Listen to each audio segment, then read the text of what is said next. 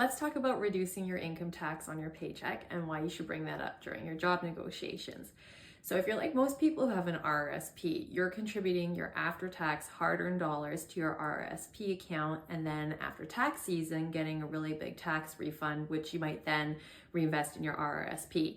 So that refund is basically an interest-free loan that you've been giving the government over a course of a year. But you can turn that around by reducing the tax that's actually applied to each of your paychecks during the year in the first place. And just think about that for a moment, about what that actually means. So sure, the percentage of tax that's reduced is significant, but the reduction might actually be enough to bump you into a lower tax bracket. And then when you think about the time value of money, all of this could mean an extra few $1,000s bonus for you every single year. So the way you do it is you'll search for the T1213 CRA form on Google, and then fill that out and send it to the CRA with a copy of some kind of proof of how much contribution you're making to your Rrsp account on whatever regular basis. Once the CRA reviews that, they're going to send something back to you called a letter of authorization, which you'll give to your employer.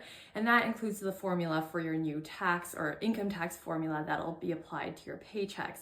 Now, the reason I was saying at the beginning of this video that you should consider raising this during your job offer negotiations is that some employers have a policy where they'll only accept that letter of authorization during a very narrow window once a year. And that's probably just to ease their administrative burden.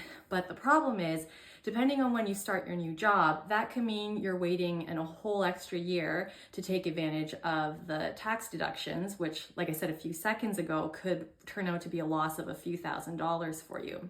So what you can do during your job negotiation is to ask about the T1213 form, ask if they have a policy, and if they do, ask them to waive the deadline for submitting it for the first year so that you can take advantage of it as soon as you start working.